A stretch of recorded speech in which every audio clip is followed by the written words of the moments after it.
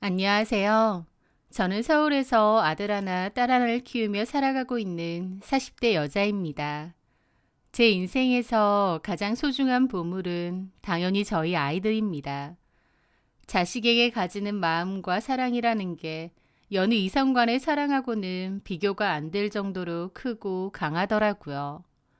내 목숨이 아깝지 않을 만큼 귀중하고 소중한 존재들. 바라만 봐도 사랑스럽고 고마움을 느끼는 그런 존재들이 바로 자식이더라고요.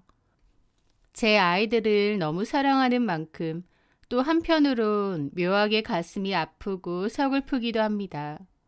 왜냐면 저는 세상이 두 쪽 나도 제 손으로 아이들을 버리거나 아이들 곁을 떠날 생각은 못 하겠는데 왜 그 옛날 저희 엄마는 내 곁을 두 번이나 떠났을까? 라는 생각이 들거든요. 네, 저는 엄마에게서 두 번의 버림을 받았습니다.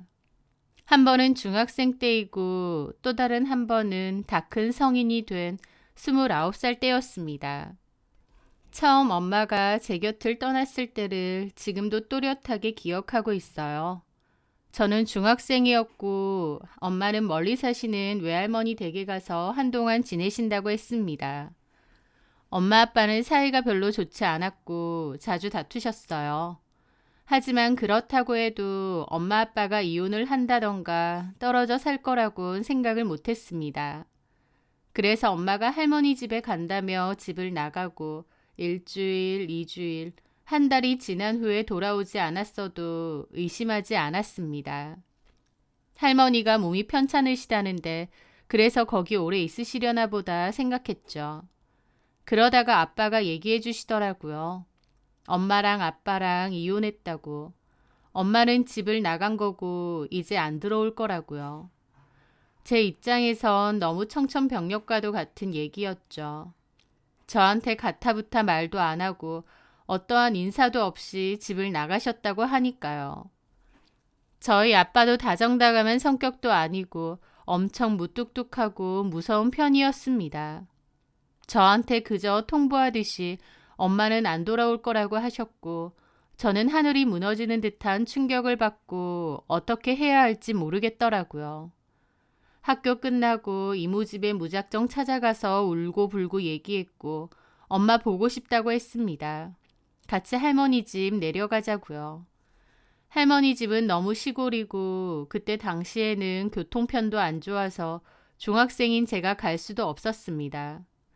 아빠는 당연히 안 갈 거고 그러니 저한테는 이모밖에 없었죠. 하지만 이모는 저에게 미안하다며 엄마가 새 인생을 살 수 있게끔 해주자고 했습니다. 결국 저를 할머니 집으로도 데려가지도 엄마를 만나게도 안 해줬죠. 나중에서야 알았는데 엄마는 그때 같이 살고 있던 남자가 있었던 것 같더라고요. 아빠와 갈라서고 저를 버리고 선택한 남자가요. 엄마를 못 만난다는 큰 슬픔이 가시고 나서는 분노가 찾아왔습니다. 엄마 아빠 둘 다에게요. 이혼할 때 하더라도 저에게도 충분히 얘기하고 설명해 줄 수 있었는데 너무 무책임했고 나는 엄마에게도 아빠에게도 전혀 중요한 존재가 아니었구나 싶었습니다. 저는 집에서 아빠랑 거의 말을 안 하고 지냈어요. 학교 다니고 학원 다니고 겉으로는 평범하게 잘 지내는 것 같았지만 제 속은 너무 어둡고 우울했습니다. 그렇게 저는 집에서 좀 떨어진 지역에 있는 대학의 제과제빵학과를 다녔습니다.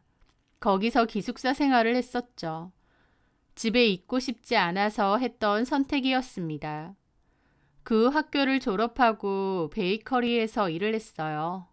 명절이나 아빠 생신 때, 휴가 때 정도만 본가로 내려갔습니다.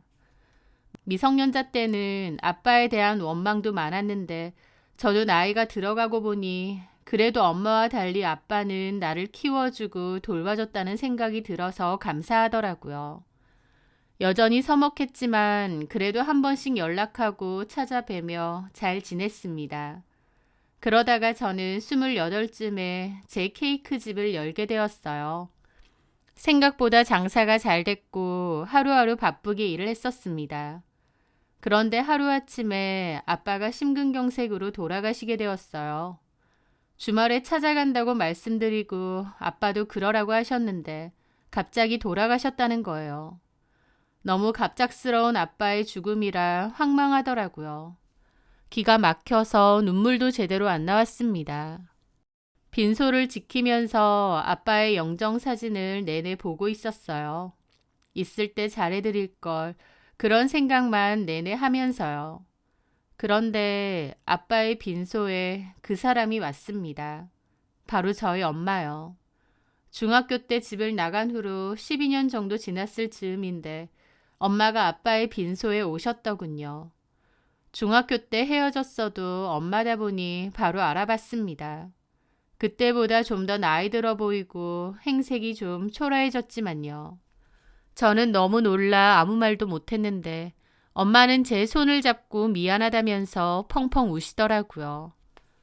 그 모습을 보는데 그 오랫동안 쌓이고 쌓였던 미움과 분노가 한순간에 사라지는 듯 했습니다. 그리고 저도 엄마 품에 안겨서 얼마나 울었는지요. 아빠의 죽음이 너무 충격적이기도 했지만 너무 막막하기도 해서 눈물조차 안 났는데 엄마를 보는 순간 그런 감정이 확 풀렸던 것 같아요. 그래서 정말 꺼이꺼이 눈물 콧물을 다 쏟으며 울었습니다.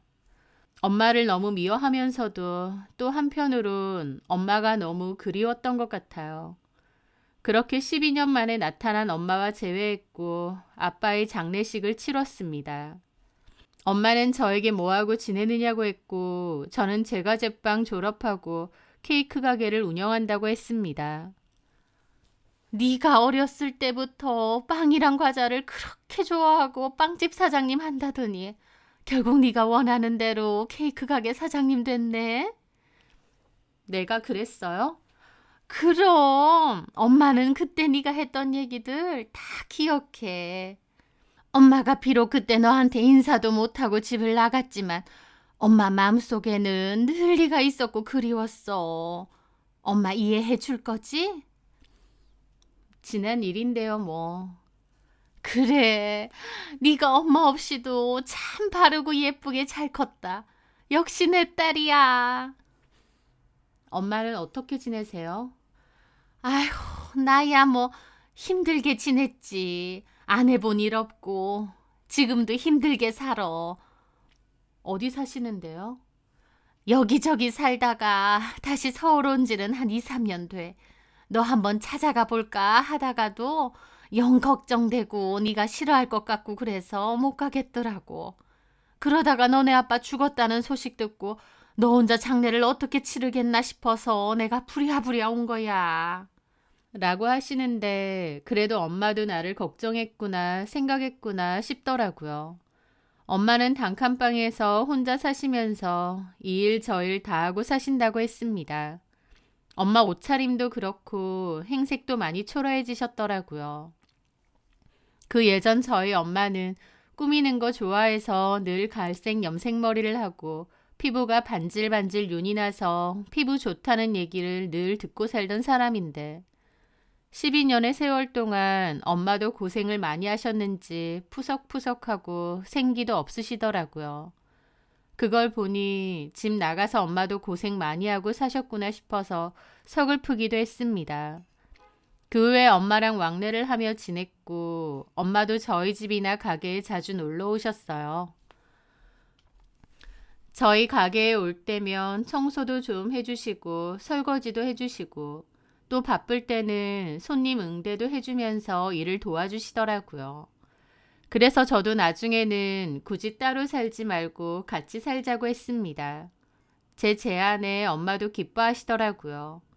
그렇게 엄마는 저희 집에서 같이 살게 되었고 하시던 식당을 그만두고 저희 가게에서 제 일도 돕게 되었습니다. 엄마는 빠르게 저희 집에 적응을 하셨고 제가 기억하던 중학생 때의 엄마 모습으로 돌아가셨어요. 꾸미는 거 좋아하고 놀러 다니는 거 좋아하는 그때의 엄마로요. 엄마가 밝아지니 저도 좋더라고요.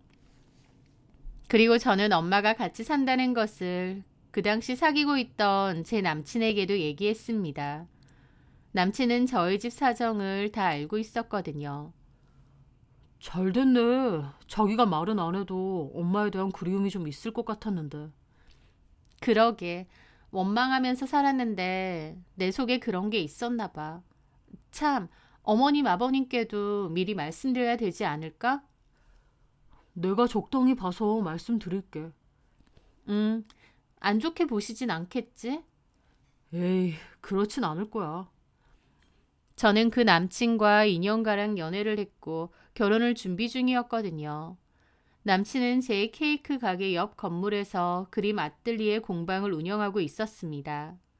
미술을 전공한 남친이 본인이 그린 그림이나 작품을 판매하고 원데이 클래스도 진행하는 곳이었는데요. 매출은 별로 안 된다고 들었는데 그럼에도 남친은 별다른 돈 걱정을 안 하고 살았습니다. 왜냐면 남친네 아버지가 공장을 운영하는 대표님이라고 했고 집이 꽤 여유가 있다고 했거든요. 남친이 하는 그 가게도 부모님이 그냥 차려주신 거라고 했죠. 하여튼 남친과 저는 결혼을 전제로 만나왔고 남친 부모님도 저희 집 사정에 대해서는 대강 알고 계셨어요. 저희 부모님이 저 중학교 때 이혼하셨고 그래서 엄마가 안 계시다는 사정을 말이죠. 남친 부모님은 저를 썩 마음에 들어하지는 않으신 것 같지만 남친이 저랑 결혼하는 거 아니면 혼자 살겠다고 나왔기 때문에 어쩔 수 없이 결혼을 허락하신 상태였어요. 하여튼 연락 끊겼다고 했던 엄마랑 다시 살게 된 거다 보니 남친 부모님이 뭐라고 생각하실지 살짝 걱정도 되더라고요. 그래도 남친이 잘 얘기한 것 같고 그 후에 상견례도 진행하게 되었습니다. 상견례 자리에서 남친 어머니가 먼저 얘기하시더라고요. 우리 현수가 전에 얘기해 주기로는 선영이가 중학교 때 부모님 이혼하시고 아버님이랑만 살았다고 했거든요. 그러다가 아버님 돌아가시고 어머님이 다시 오셨다고. 예, 맞습니다. 엄마도 없이 선영이가 마음고생 많이 하며 살았겠어요. 라고 하시는데 제가 짠하거나 안 돼 보여서 하시는 말씀은 아니었고 제 가정사가 마음에 안 든다는 것을 은근히 돌려 말하시는 눈치였습니다. 그래서 저도 마음이 불편하고 껄끄러워서 고개만 숙이고 있었죠. 그러게 말이에요. 평범한 집안에서 걱정 없이 살았으면 좋았을 텐데 그래도 모자란 저희 딸 좋게 봐주셔서 너무 감사합니다.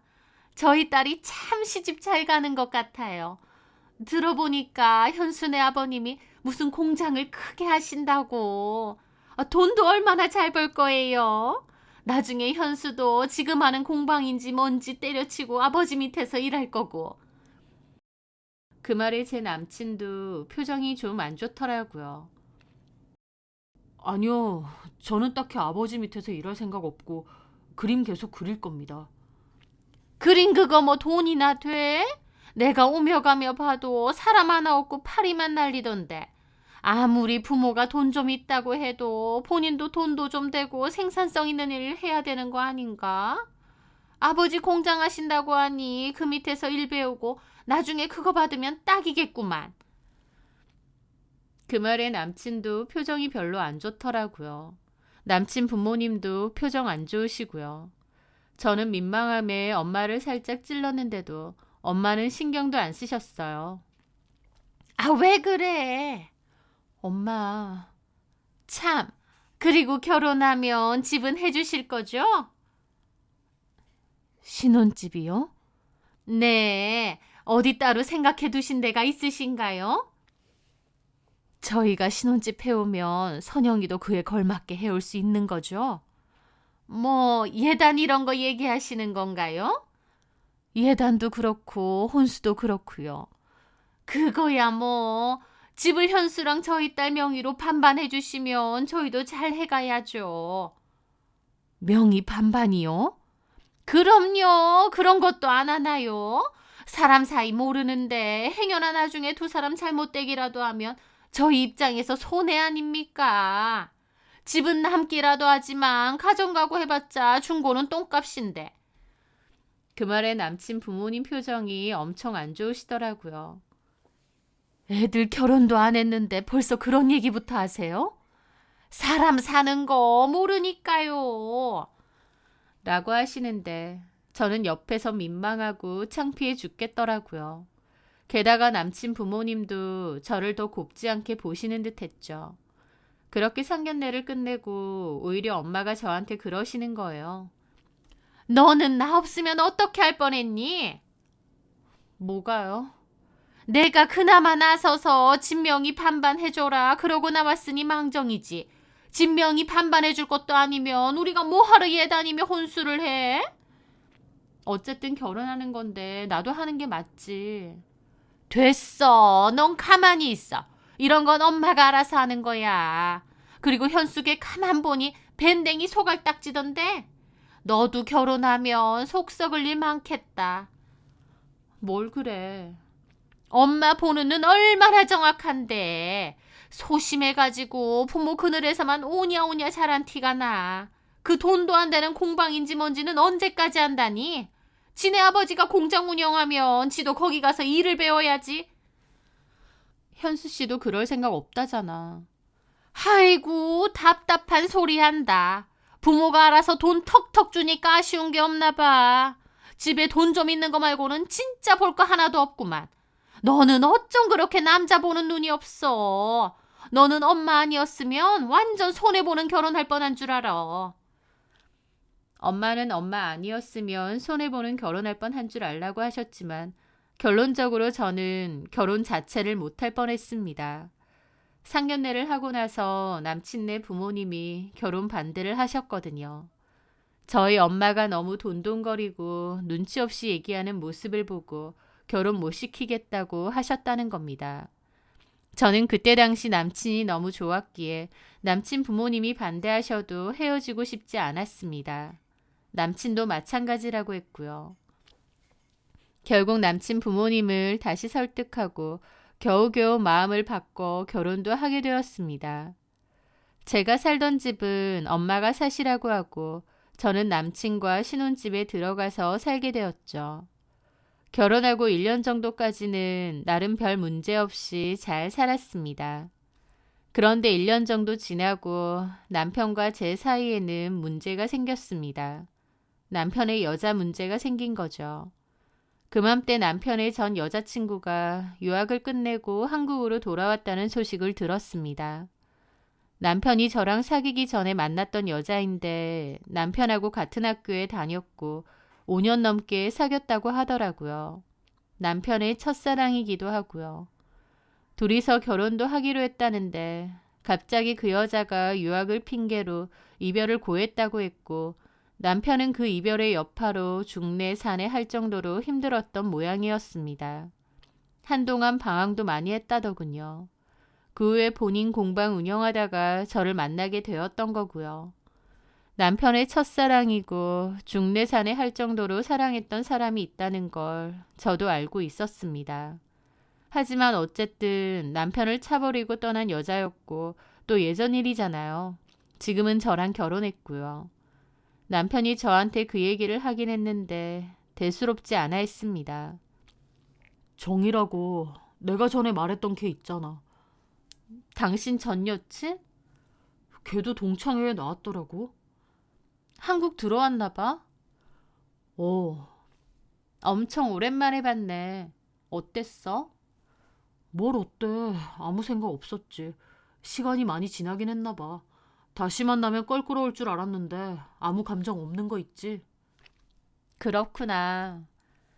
그렇게 저한테도 대놓고 얘기를 하길래 저도 남편이 이제 그 여자에 대한 마음이 다 사라진 줄 알았습니다. 이미 결혼도 했고 과거의 일이니까요. 그런데 그 대화를 주고받고 딱 8개월 뒤 남편은 저에게 벼랑간 이혼 요구를 했습니다. 말은 저랑 살아보니 너무 안 맞고 성격 차이가 심하다는데 그런 건 다 핑계고 이유는 한 가지였습니다. 그 여자 때문이었죠. 저한테는 과거의 연인일 뿐이라고 했지만 사실 남편은 그 여자를 다시 만나 몹시 가슴 떨리고 좋았던 것 같더군요. 그 동창회 이후에 그 여자에게 주구장창 연락을 해댔고 둘은 다시 만남을 가졌던 모양이었습니다. 과거에 그렇게 절절하다가 헤어지고 다시 만나니 남편은 그 여자가 좋아 죽겠던 모양이었죠. 8개월 만에 가정이고 뭐고 내팽개치고 그 여자랑 살겠다고 나왔으니까요. 처음엔 이혼 사유를 제 탓으로 돌리고 성격 차이가 어쩌고 하다가 제가 그런 이유로 절대 이혼 못 해준다고 버티니까 나중에 대놓고 얘기하는 거예요. 사실 그 여자 만나고 있고 그 여자랑 살고 싶다고요. 그 여자가 자기의 진짜 반쪽 같은 존재인데 자기가 잘못 생각해서 저랑 결혼한 거랍니다. 저한테 비수 같은 말을 아무렇지 않게 하더라고요. 당연히 저는 절대 못 헤어진다고 했어요. 제가 왜 이혼을 해줘야 하나요? 그 후로도 남편은 저에게 지속적인 이혼 요구를 하다가 나중에는 아예 집을 나가서 살기까지 했습니다. 저는 그맘때 남편하고 사이가 완전 틀어지니 가게 운영하는 것도 너무 버겁고 하루하루가 눈물바람이었죠. 저희 엄마도 그 사실을 알고 내 그럴 줄 알았다. 네 남편은 항상 마음이 뭔가 떠있는 것처럼 보였다. 그러게 첫사랑도 못 잊는 그런 남자랑 왜 결혼까지 하느냐며 저를 나무라셨어요. 엄마도 속상해서 그렇다곤 하지만 저만큼 비참하고 속상하겠나요. 엄마는 저에게 절대 순순히 이혼해주지 말라고 했습니다. 그건 저를 위해서 한 말이 아니었어요. 엄마는 이혼을 할 때 해주더라도 위자료든 재산 분할이든 마음에 들 정도로 해준다고 할 때 하라고 하셨거든요.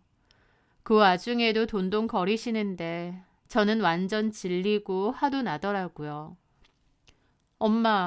엄마는 내 마음은 안중에도 없어? 지금 돈이 문제야? 돈이 얼마가 됐든 나는 이혼해줄 생각 없어. 그럼 그냥 빈 껍데기 안고 살래? 빈 껍데기라고 해도 상관없어. 아이고 미련아, 네 나이가 적은 것도 아닌데 그렇게 계산이 안 돼? 그래, 장서방 그놈 괘씸하고 처죽일 인간이야. 지가 나이가 몇이고 가정도 있는 놈이 첫사랑 타령하고 바람이나 피고 있어. 철딱서니 없는 놈. 근데 그건 그거고 너 이럴 때일수록 오히려 냉정하게 생각해야 한다. 어거지로 이혼 안 해준다 한들 너한테 남는 게 뭐야? 엄마 생각에 지금은 이혼 안 해주는 게 맞는 것 같고 적당히 있어보면 그 집에서 위자료나 재산분할 얘기할 거야. 니네가 2년도 안 살아서 재산분할 그것도 안 될 것 같긴 한데 급한 게 지들이지 우리야? 하여튼 돈 얘기 나오면 그때 상황 봐서 받을 만큼 받고 너도 이혼해주라 이 말이야. 엄마 제발 그만 좀 해. 내일은 내가 알아서 할 테니까. 으이구 등신 같기는. 엄마 말대로 해. 돈 넉넉하게 준다고 하면 이혼하고 그 돈으로 엄마라도 좀 챙겨주던가. 내 이혼한 돈을 엄마한테 왜 챙겨줘? 아니 말이 그렇다 그거지. 저는 엄마의 모습을 보며 진짜 나를 걱정하고 위해서 하는 말이 맞을까 싶었습니다. 사실 그때 엄마는 따로 만나고 있는 남자가 있었거든요. 엄마보다 3살 어린 남자라고 했고 제가 보기엔 사기꾼 논팽이 같은데 엄마는 그 아저씨에게 푹 빠져서 만나고 저도 소개를 해주었습니다. 예전에는 사업을 크게 했던 사람이라는데 지금은 잠시 쉬고 있다고 하고 사업 구상 중이라나 뭐라나요. 제가 보기엔 사업 구상 중이고 뭐고 그냥 놀고 먹는 백수 같기도 했고 너무 별로기도 했는데 엄마 인생이고 엄마 선택이니 저도 왈가왈부하진 않았습니다. 솔직히 엄마랑 저도 일반적인 모녀 사이랑은 좀 다르다 보니 제가 그런 얘기를 하는 것도 좀 이상했고 또 엄마가 어차피 제 얘기를 들을 것 같지도 않았고요. 어쨌든 저는 엄마가 저한테 이혼해줄 거면 한몫 단단히 뜯어내고 퇴직하라는 게 꼭 엄마를 위해서 하는 말 같았습니다. 왜냐면 엄마는 그 후로도 나중에 위자료나 재산분할 받으면 아저씨 사업에 투자 좀 해보라는 소리를 몇 번 했거든요. 제가 그런 말 하지 마시라고도 했는데도 엄마는 그 아저씨가 상당히 능력 있는 사람이라면서 저한테 돈 벌 기회를 줘도 모르냐고까지 하시더라고요. 남편 문제 때문에 속 시끄럽고 가뜩이나 너무 힘든데 엄마 때문에 더 힘들었죠. 그렇게 저는 이혼 없이 혼자서 버티고 있었는데 나중에는 시부모님까지 나서서 이혼을 해달라고 하셨습니다. 제가 며느리고 그 여자는 남편의 상간녀일 뿐인데도 시부모님은 제가 아니라 그 여자 편이었죠. 저한테 하시는 말씀이 현수 마음이 저렇게 떴고 아예 나가서 사는데 이혼만 안 하고 꾸역꾸역 버티는 게 무슨 의미가 있겠니? 너도 너무 힘들지. 차라리 서로 좋게 이혼해 주는 게. 어머니, 그게 어떻게 서로 좋게인가요? 현수 씨가 바람핀 거고 저는 일방적으로 이혼 요구 당하는 입장인데요. 아니, 너는 왜 말을 꼬아듣니? 내 말은 그런 게 아니잖아. 어차피 틀어진 사이니 좋게 좋게 끝내는 게 서로한테 좋지 않겠냐, 그 말이야. 어머니, 저 이혼할 생각 없습니다. 그러니까 그런 말 마세요. 너 싫고 다른 여자 좋다고 집 나간 남편인데 상관없다 이거야? 네, 제가 이혼해줘야 할 의무 없어요. 너도 참 독하다. 그래, 네 마음대로 해라. 그렇게 저는 이혼을 안 해주겠다고 버티고 있는데 나중에는 남편이 저를 상대로 이혼 소송을 걸었더라고요. 바람피고 나간 주제에 제가 가만히 있으니 가만히로 보였던지 오히려 본인이 도리어 이혼 소송을 건 겁니다. 그 소장을 보는데 얼마나 기가 막히던지요. 저도 더 이상 가만히 있을 수 없었습니다. 남편은 유책 배우자라 이혼 소송을 걸 수 없다고 반박했고 더불어 미뤄왔던 상간소송도 걸었습니다. 제가 상간소송을 거니까 남편도 시부모님도 또 난리가 났죠. 꼭 이렇게까지 해야겠느냐면서요. 그러면서 어머님이 연락이 왔습니다. 너 소송까지 걸었다면서? 네. 참 너무한다. 이렇게까지 해야 되니? 소송이라니. 어머님, 현수 씨가 저한테 이혼 소송 걸었어요. 이게 말이 되나요? 바람 펴서 집 나간 주제에 저한테 이혼 소송이라뇨. 그래, 너 억울한 거 알겠는데 서로 이렇게 소송해서 남는 게 뭐야? 그렇다고 가만히 이혼 소송 당할까요? 현수 씨 이혼 소송은 괜찮고 제가 한 위자료 소송은 안 되나요? 아휴, 선영아, 그만하자. 이렇게 서로 힘 빼지 말고 우리가 위자료 줄게. 굳이 소송이고 자시고 하지 말고 위자료 줄 테니까 그거 받고 좋게 끝내줘. 아니요, 어머니. 저는 끝까지 갈 겁니다. 어머님 아들 바람 피웠고 잘못한 거예요. 법이 판단해 줄 거고 저는 정당하게 제가 받을 위자료 받을 겁니다. 그리고 위자료 소송한다고 했지 이혼한다고는 안 했어요. 이혼은 안 할 겁니다. 야! 너 그럼 뭐 어쩌자는 거야? 어머니, 저한테 이러지 마시고 어머님 아들한테 얘기하세요. 피해자는 전데 왜 저한테 이러세요? 어머님도 나참하시면서 한숨만 쉬시더니 결국 전화 끊으시더라고요. 부모 뒤에 숨어있는 비겁한 남편놈도 너무 재수가 없었고 바람핀 건 자기 아들이면서 저한테 독하네 어쩌네 이혼 종용하는 시어머니도 꼴보기 싫었습니다. 정말 외롭고 힘든 싸움이었죠. 그 와중에 친정엄마는 꼴랑 위자료 그거 주고 떨어지라고 하더냐며 절대 이혼해주지 말라고 했습니다. 그렇게 저는 소송을 계속 진행했는데 나중에 어머님이 또 전화가 왔어요. 어머님이 자꾸 전화하지 마시고 장현수 본인이 직접 전화하라고 하세요. 어머님 뒤에 숨어서 이게 뭐 하는 짓이에요? 진짜 너무 비겁하잖아요. 현수랑 너랑 얘기해봤자 감정적으로 얘기밖에 더 되겠니? 위자료에 돈 좀 더 얹어주마. 그거 받고 끝내라. 나도 너하고 이렇게 전화하는 거 힘들다. 그러면 장현수에게 직접 전화하라고 하세요. 어머님 말고요. 그리고 저는 이혼 안 해줄 겁니다. 야, 이거 완전 독한 년이네. 그럼 뭐 어쩌자는 거야? 년이요? 어머님 미치셨어요? 제가 뭘 잘못했다고 어머님한테 연소리까지 들어야 해요? 남편 마음 하나 간수 못해서 바람핀 거면 네 잘못도 있어. 이혼도 하기 싫다. 소송은 하겠다. 너 이러는 저희가 뭐야? 결국 돈 아니야? 아닌데요. 저 끝까지 상간소송해서 판결문까지 받아낼 거고요. 남편하고 그 여자한테 좋은 글씨 새겨줄 겁니다. 아이고, 네 마음대로 해봐라 어디. 내가 이래서 너 마음에 안 들었어 애초에. 엄마가 도망간 것부터가 너네 집은 정상이 아니야. 그때 계속 반대했어야 되는데. 어머니, 네 마음대로 해봐라. 우리도 가만 안 있을 테니. 그렇게 어머님은 저에게 폭언을 퍼붓고 전화를 끊었습니다. 저는 속에서 쓴물이 올라올 정도로 극도의 스트레스를 받았어요. 그리고 시어머니가 이혼을 더 종용할수록 절대 이혼해주지 않겠다 다짐했죠. 그런데요, 그 다짐과 무색하게도 저는 얼마 뒤 상간소송을 취하했습니다. 그리고 이혼도 하게 되었어요.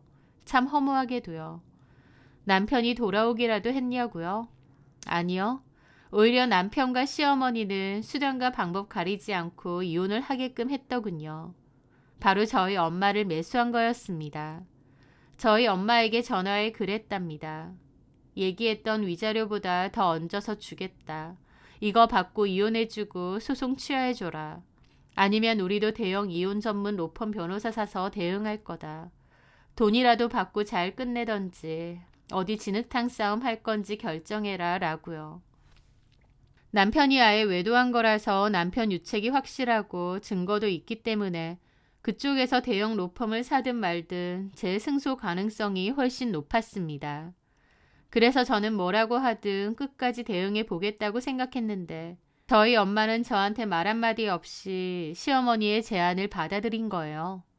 그리고 그 합의금은 엄마가 챙겼고요. 어느 날 어머님이 전화가 왔어요. 그리고 저에게 그러더군요. 너 아직도 취하 안 했니? 뭔 취하요? 얘가 뭔 소리 하는 거야. 너네 엄마가 소취하하고 이혼까지 하기로 약속하고 6천만 원 받아갔잖아. 네? 어머 얘 봐라. 아무것도 모르는 척 잡았대네. 너네 엄마한테 얘기 못 들었어? 저는 그 얘기를 듣는데 눈앞이 컴컴했죠. 저희 엄마는 그때 사귀던 아저씨랑 여행을 간다며 집을 비운 상태였습니다. 그런데 난데없이 엄마가 대신 돈을 받았고 이혼과 소송 취하를 약속했다니요. 저는 엄마한테 일단 전화해 보겠다고 하고 부랴부랴 전화를 걸었습니다. 엄마는 제 전화를 받지 않다가 한참 뒤 받더라고요. 저는 엄마가 전화를 받자마자 우리 시어머니한테 돈 받은 거 맞냐고 소리를 질렀습니다. 그런데 엄마는 야, 내가 보니까 그 집 생각보다 돈도 별로 없고 더 찔러봤자 6천 이상으로는 절대 안 나오겠더라. 그거 받고 끝내는 게 맞아. 그쪽도 로펌 사서 대응하니 어쩌니 하는데 그러면 너도 골치 아파. 엄마가 뭔데? 엄마가 왜 마음대로 결정하는데? 엄마가 뭐라니? 너 무슨 말을 그렇게 해? 엄마는 너를 위해서. 그래서 나한테 여태까지 말도 안 했어? 그럼 그 돈은? 아, 그거 말인데 원래는 너 주려고 했거든? 근데 창식 아저씨가 이번에 사업을 새로 시작하려고 하는데 이게 정말 잘 될 수밖에 없는 그런 사업이야. 그래서 엄마가 일단 당장 급한 사업 자금에 좀 보태라고 그걸 줬는데 엄마! 얘는 왜 소리를 질러? 엄마 지금 뭔 소리 하는 거야? 그러니까 엄마 맘대로 이혼이랑 소송 취하를 약속하고 돈 받고 그 돈을 엄마 남친이랑 그 인간한테 홀랑 줬다는 거야? 홀랑 준 게 아니라 투자잖아, 투자. 엄마 미쳤어? 그걸 어떻게 나랑 한마디 상의도 없이. 엄마 지금 뭐 하는 거야?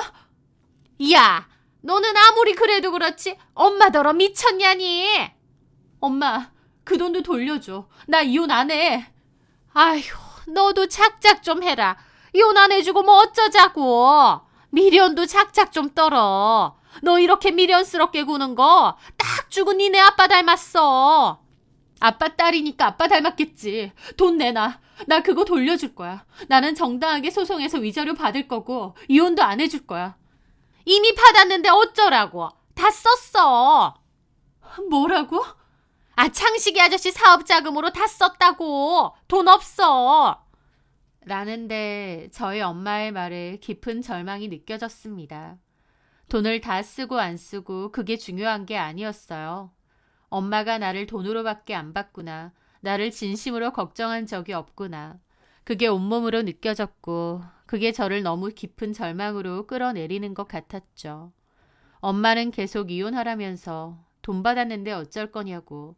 너도 그냥 깨끗이 이혼하고 혼자 당당히 살라느니 애 없으니 다행이라느니 혼자서 막 얘기하는데 들리지도 않았습니다. 그저 귓가에서 윙윙거리더라고요. 저는 참담한 심정으로 말했습니다. 엄마, 그 돈 다시 돌려줘. 없다니까. 아니, 엄마든 그 아저씨 이름으로 빚을 내는 한이 있더라도 돈 돌려줘. 그거 돌려주지 않으면 나는 이제 엄마 안 보고 살 거야. 얘 말하는 것 봐라. 너 지금 6천만 원의 부모를 버리겠다는 거야? 말이야 바른 말이지. 나 버린 건 엄마가 먼저잖아. 야, 그건... 내일까지 돈 내 계좌로 입금해줘. 그거 나 시어머니한테 돌려줄 거야. 나 분명히 말했어. 그거 안 돌려주면 엄마랑 나랑은 이제 완전히 남남이야. 너 엄마한테 협박질이니? 길게 말 안 해. 그렇게 저는 전화를 끊었습니다. 엄마가 저를 위한다면 이렇게 할 순 없었습니다. 어떻게 뒤에서 딸 이혼과 상간소송으로 돈을 받아 챙길 수 있나요? 저하고는 한마디 상의도 없이요. 엄마가 비록 중학생 때 저를 버리고 나갔어도 그 뒤로 연락 한 번 없이 살았어도 그래도 엄마기 때문에 다시 돌아온 엄마를 기꺼이 받아들였습니다. 엄마도 마음으로 나를 그리워했겠지, 사랑했겠지, 미안해했겠지 생각하면서요. 그런데 돌아온 엄마가 저에게 보인 태도는 그저 돈. 어쩌면 제가 케이크 전문점 운영하면서 수입도 나쁘지 않고 웬만큼 먹고 사니까 그걸 다 알고 일부러 돌아오셨을지도 모른다는 생각도 들더군요. 제가 만약 사는 게 힘들고 하루 벌어 하루 먹고 사는 처지였다면 엄마는 돌아오지 않았을지도 모른다는 생각도 들고요. 저는 엄마가 다시 제 계좌에 돈을 넣길 바랬습니다. 무슨 수를 써서라도요. 그러면 엄마를 이해하고 다시 받아줄 마지막 마음도 있었어요. 하지만 엄마는 그러지 않았습니다. 그러면서 며칠 뒤에서야 와서는 저에게 이혼하라느니 같은 소리를 하며 설득까지 하려고 하더라고요. 저는 참담한 심정으로 엄마에게 차분히 말했습니다. 나가달라고요. 그리고 우리는 이제 더 이상 가족이 아니라고요. 너 진짜 이럴 거야? 6천만 원에 엄마를 버려? 아니 엄마. 6천만 원에 나를 또 버린 건 엄마야. 그때 중학교 때, 그때도 나 버렸지. 그때처럼 엄마는 또다시 나를 버린 거야. 그 6천만 원 엄마 하세요. 그리고 우리는 다시는 마주치지 말고 살아요. 제 말에 엄마도 막 화를 내더니 더럽고 치사해서 나간다고 하면서 짐을 싸서 나가셨습니다. 그게 엄마와 저의 마지막이었습니다. 제가 직접 받은 게 아닌데다 저랑 합의된 게 아니었기 때문에 법적으로 버티려면 버틸 수도 있었을 겁니다. 하지만 그 과정에서 저는 너무 지쳐버려서 이혼을 해주었습니다. 소송도 취하해 주었어요. 더 이상 그 어떤 것도 하고 싶지 않았거든요. 세상에 버림받은 기분이 들었고 내 편이 하나도 없다는 걸 절실히 깨달았습니다. 그렇게 저는 이혼을 했고 엄마랑도 다시 인연을 끊게 되었습니다. 이혼 후 1년가량은 참 힘들었어요. 낮에 일할 때는 활기차게 일을 하다가도 텅 빈 집에 들어오면 눈물이 흐르고 술도 많이 마셨죠. 무덤은 1인용이고 원래 인생이란 혼자 사는 거다 하면서도 왜 내 주변 사람들은 나를 버리고 떠나가나 싶어서 끝없이 우울해지기도 했습니다. 그런데 사랑은 또 다른 사랑으로 잊혀진다는 말처럼 제가 가장 힘들었을 시기 그 남자를 만났습니다. 지금의 제 남편이기도 한 남자였죠. 아는 지인의 소개로 만났는데 어른스럽고 따뜻한 그 남자는 저를 많이 이해하고 헤아려 주었습니다. 저는 그 남자를 만나면서 마음의 상처를 많이 위안받았던 것 같아요. 그렇게 그 남자와 저는 진지하게 잘 만나오다가 결혼도 약속했습니다. 저에게는 재혼인 셈이었죠. 그 남자는 사업 때문에 외국에 나가 살아야 했고 저도 제 케이크 가게를 접고 그 남자를 따라가기로 했습니다. 전 남편도 엄마도 전 시부모도 저에게 상처만을 준 사람들이 있는 한국을 떠나서 아예 다른 곳에서 시작하고 싶더라고요. 그렇게 저는 그 남자를 따라 한국을 떠났고 호주에서 살게 되었습니다. 그 남자는 호주와 한국을 오가며 사업을 했는데 저는 10년이란 기간 동안 체류 관련 문제 빼고는 한국에 거의 나오지도 않았습니다. 설령 나와도 필요한 일만 하고 다시 들어갔죠. 그렇게 호주에서 그 남자와 결혼해서 살면서 아이도 둘 낳았습니다. 남편은 어른스럽고 이해심 많은 성격이라 불안정하고 상처 많은 저를 잘 보듬어 주었어요. 저도 그런 남편의 영향을 받으며 상처도 많이 옅어졌고 또 무엇보다 아이들을 키우면서 성격이 몹시 밝아졌습니다. 저 자신보다도 중요한 게 있다는 걸 알게 해준 아이들. 그 아이들을 키우며 행복하게 잘 지냈습니다. 그러다가 남편의 일 때문에 호주에서의 생활을 모두 정리하고 한국으로 돌아오게 되었어요. 저는 한국에서는 전처럼 제 일을 다시 하고 싶었기 때문에 다시 디저트 가게를 차려보려 준비를 하고 있었습니다. 그러던 와중 이모를 통해 듣게 되었어요. 엄마의 근황을요. 엄마는 요양원에 있다고 했습니다. 제 이혼 합의금 6천만 원을 들고 그 남자친구라는 아저씨와 떠났던 엄마. 딸보다는 그 남자를 선택했던 엄마였는데 그 남자는 결국 제 돈도 다 날렸다고 했습니다. 그리고 엄마랑도 좀 살다가 헤어졌대요.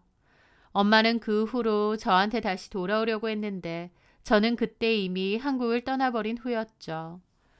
엄마는 식당 일을 하며 혼자서 살았고 몹시 힘들게 사셨대요. 그러다가 치매기가 왔다고 하고 돌봐줄 사람이 없어 현재는 요양원에서 지낸다는 겁니다. 제가 한국에 왔다는 얘기를 듣고 이모가 연락이 왔고 엄마를 한번 보러 가야 되는 거 아니냐고 했습니다. 하지만 저는 단호히 거절했어요. 그때 엄마가 내 합의금 들고 그 남자랑 떠났을 때 엄마랑 내 사이도 끝이 난 거라고요. 이모는 그래도 엄만데 라고 했지만 저한테 엄마는 없다고 했습니다. 2번이나 저를 버렸는데 그런 엄마는 제 엄마가 아니라고요. 이모도 더 이상은 얘기하지 않으시더라고요. 그리고 그 후에 전 남편과 전 시댁 이야기도 알게 되었습니다. 첫사랑 그 여자와 소원대로 재회했으니 전 남편과 전 시댁도 잘 먹고 잘 살 줄 알았어요. 그런데 제가 들은 얘기로는 전혀 아니었습니다. 제가 한국을 떠나 있었던 지 10년 동안 전 시댁은 풍비박산이 났다더군요. 전 남편이 그 여자와 재혼하고 3년 정도 뒤에 전 시부가 급성 질환으로 갑자기 세상을 떠났다고 했습니다. 그 뒤로 공장 상황이 몹시 어려워졌대요. 전 남편이 부랴부랴 전 시부 공장을 맡아서 해보려 했던 것 같은데 경험도 없고 지식도 없으니 쉽지 않았던 것 같고 결국 이런저런 사정으로 회사도 다른 사람에게 넘어간 모양이었습니다. 설상가상으로 전 시모는 그 일로 충격을 받아 풍이 왔고 반신마비가 되었다고 하고요. 전 남편과 그 여자 사이에 아이는 없었고 전 남편이 그 여자에게 전 시모의 간병을 좀 도와달라 한 모양인데 그 여자는 이렇게 살고 싶지 않다고 이혼을 요구하고 떠났다고 하더라고요. 전 남편 역시 그 여자에게 2번이나 버림받은 거였죠. 그 뒤로 전 남편은 전 시모 모시면서 힘들게 산다고 하고 더 이상 그림 같은 것도 그리지 않는다고 했습니다. 전 남편과 저 둘 다 알고 있던 지인이 전해주어서 그 내막을 다 알게 되었습니다. 떵떵거리며 잘 먹고 잘 살 줄 알았는데 그 근황이 너무 충격적이더라고요. 저희 엄마도 전 시댁 사람들도요. 못된 사람들이 더 잘 먹고 잘 산다고 했는데 꼭 그렇지만도 않은 것 같아요. 저는 앞으로도 엄마를 볼 생각은 없습니다. 솔직히 제가 오히려 엄마가 되어보니 그때 그런 선택을 했던 엄마를 더 이해하기 힘들어져요. 중학생인 딸에게 말 한마디 없이 떠나고 10년간 연락 한번 없었던 엄마. 기껏 다시 돌아와서는 딸이 이혼 합의금 6천만 원을 들고 딸보다는 사귀는 남자를 선택했던 엄마. 제가 엄마가 돼보니 더더욱 엄마를 이해할 수도 용서할 수도 없을 것 같아요. 그래서 저는 앞으로도 엄마란 존재는 없다고 생각하고 살려고 합니다. 누군가는 저에게 그래도 부모인데 독하다고 할지언정 말입니다. 저는 제가 못 받은 사랑만큼 더더욱 아이들에게는 아낌없는 사랑을 주며 살려고 해요. 제가 아이들을 더더욱 많이 사랑하는 것만이 제 상처를 더욱 치유하는 길인 것 같거든요. 많이 힘들고 외로웠기에 지금의 가정이 더 소중하고 감사한 것 같습니다. 제 사연 들어주셔서 감사합니다.